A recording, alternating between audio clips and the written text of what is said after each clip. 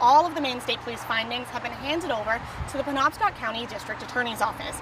Any charges in this case will come from that office. But here at Jeff's Catering in Brewer, many people are gathered to honor the fallen 7 that were killed in last month's fatal motorcycle accident in New Hampshire.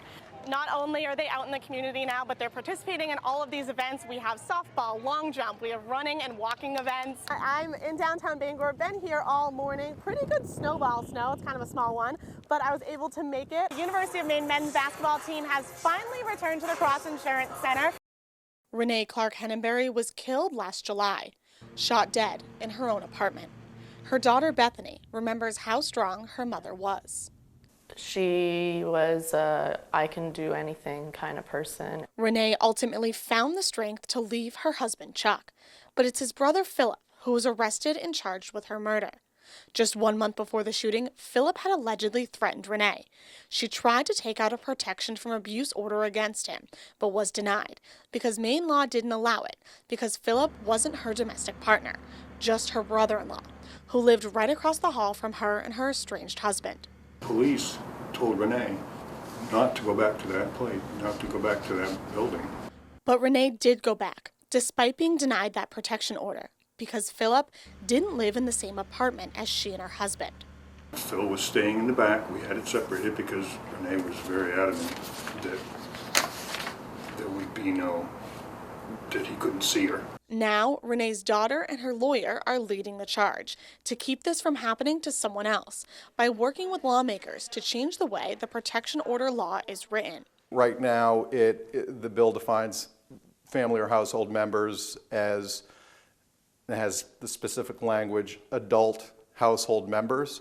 And so what we've proposed to do is strike out those 3 words and insert the word individuals. A small change with a big meaning, which is why Renee's daughter has spoken to lawmakers at the State House directly.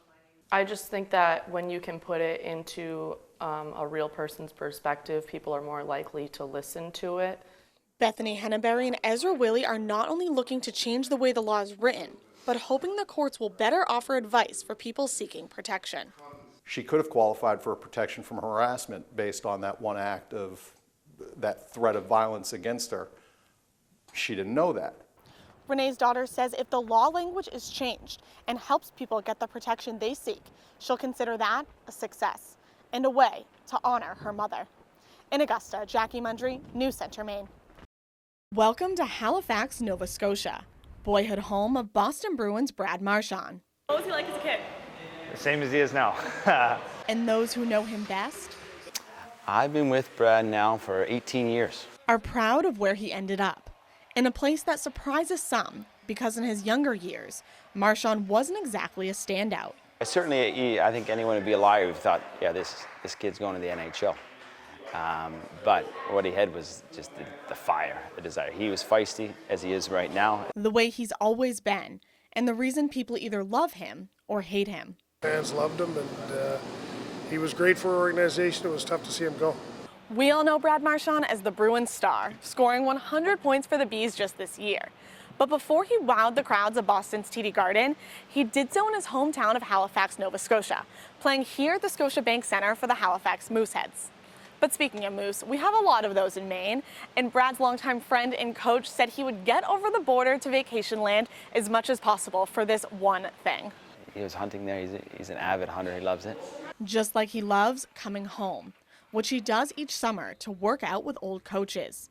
Following in Marchand's skate tracks, Massachusetts native Jake Rysack, who grew up a Bruins fan and now plays for the Mooseheads in Canada. Brad Marchand's he's one of the toughest guys to play against. He caused a lot of trouble in the NHL. I mean, it's fun watching him. He kind of feeds off it. He wants people to be in his face and talking about him, and he wants the media to be talking about him. And you know what? At the end of the day, he walks away from the rink as a completely different person. What's not different? How his friends, family, and coaches are hoping for the W. For anybody who's a true hockey fan, this is what you wait for. You really hope that the team or the people that you're supporting gets to this level. And the Bruins are right there again this year. One win already under their belt on their quest for the Cup. In Halifax, Nova Scotia, Jackie Mundry, News Center, Maine. Hiring bus drivers continues to be a challenge for school districts and bus companies alike.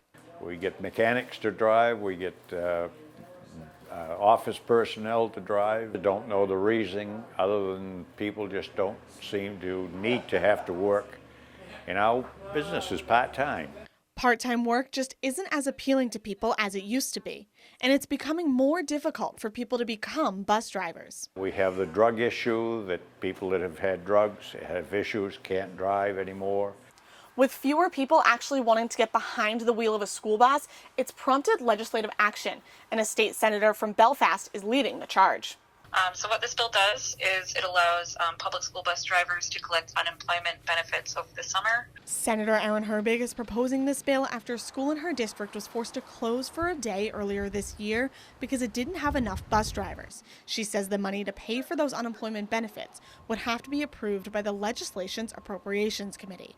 While some bus drivers are supporting this bill, Joe Sear of Sear Bus Lines doesn't think it will help much. Being a businessman, I don't like to pay people for doing nothing. I'll say that right away. Sear says he offers his employees bonuses and pays more than minimum wage. But even with those incentives, people just don't want to drive school buses. Evidently, these people are working at other jobs that are a little better suited for them, so they don't come see us.